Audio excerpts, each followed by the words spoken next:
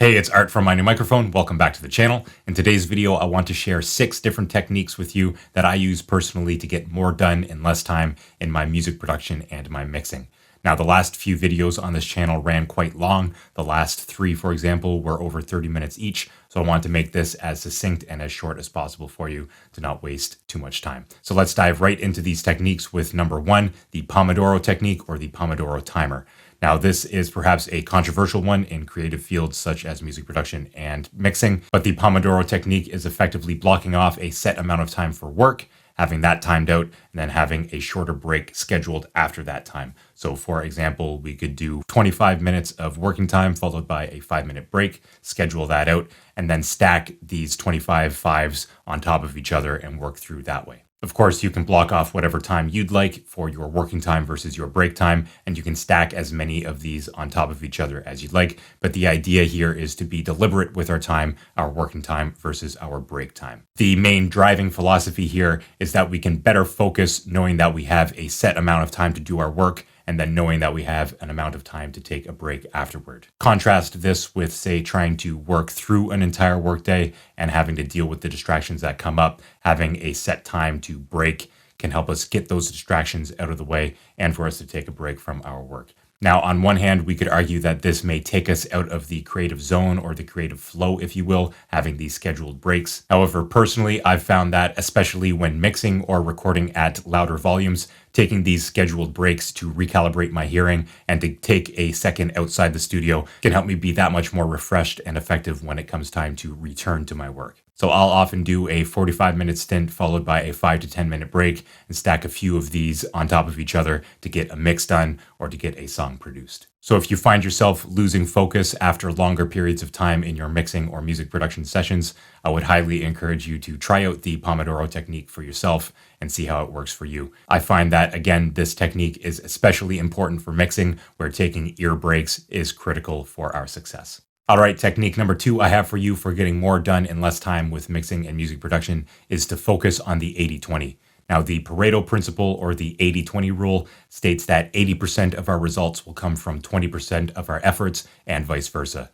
So it stands then that if we can focus on those 20% of efforts that give us the majority of our results, then we will inevitably be able to get more done in less time. In creative work like mixing and music production, it can be all too easy to lose ourselves in the minutiae of things, spending way too much time tweaking parameters here and there that really don't give us great results in the mix, and can, in some instances, even lead to worse results than we had originally before we started tweaking. This is true in the phases of writing, tracking, sound design, mixing, and even mastering. Of course, there is a line to be drawn here because we don't want our music to be overly basic without any real feeling or intricacy. However, my advice to you, if you want to get more done in less time, is to focus on the big picture things like mix preparation, balancing, EQ, compression, saturation, delay, reverb, automation, and finalizing the mix to get those results that you're after in an appropriate amount of time. So you can look up the 80-20 rule or the Pareto principle for more information on that, in addition to the Pomodoro technique mentioned in tip number 1. Technique number 3 for getting more done in less time is to take advantage of Parkinson's law, which states that a task will take as much time as we allot for it. So in other words, if you want to get more done, set up deadlines for yourself and ensure that you are meeting those deadlines on a consistent basis. My big advice here, having worked professionally in the audio industry for several years, is to try to get your work done well in advance of the deadline so that you aren't doing a mad dash and kind of rush work on your way to reaching that deadline. Now, if you are producing music by yourself, for yourself, this can be a bit easier said than done. However, I would highly encourage you to set those deadlines and do your best to meet them and exceed them in your work. As they say, perfect is the enemy of good. And because our artwork will never be perfect, sometimes it's better to just get it done and to move on to the next thing and to be able to release what we've worked on into the world so that other people can hear our mixes and our music productions. Technique number 4 for getting more done in less time in mixing and music production is to maintain a living to-do list. Now, as creative people, we tend to have no shortage of ideas, and when it comes to bringing those ideas to life, I found it invaluable to maintain a living to-do list to keep those ideas organized and actionable. That goes for music production, where I will keep lists of samples I like using, rhythms, chord progressions, song titles, theoretical ideas and such, but it also applies to mixing, where I will keep a living to-do list of issues that I need to solve in the mix or ideas that I would like to try out when it comes an appropriate time to actually implement those ideas in the mix. So maintaining a living to-do list where I'm constantly scratching things off and adding new things to the list has helped me tremendously in getting more done in less time. Technique number 5 I have for you for getting more done in less time is to create first and critique second. It is most often the case that we will not hear the big picture results of our actions. That's true whether we are writing, producing music, tracking, mixing, or even mastering. It is only at the final stages where we can really hear the culmination of all of our efforts. And so it's important for us to not judge our work too harshly, too soon within the process of mixing or music production. How many great ideas have we had that have died before coming to fruition because we haven't had either the patience or the confidence to see them through in the mixing or music production process? This is especially true if you happen to write music within your digital audio workstation like I do. So go through the music production process and work out the issues as you do so.